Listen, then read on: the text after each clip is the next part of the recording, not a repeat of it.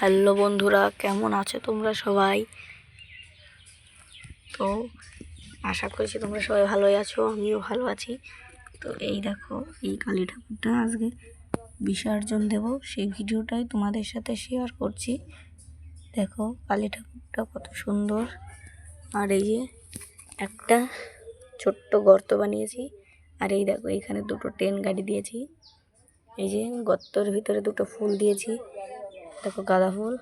এবার ঠাকুরটার মালা খুলে নেব। এই দেখো খুলে নিলাম।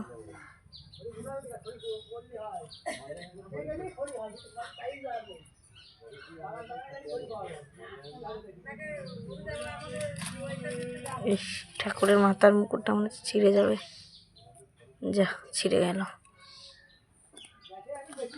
তো এই যে এগুলো ঠাকুরের মালা, ঠাকুরের 7 পাক দিয়ে দিচ্ছি।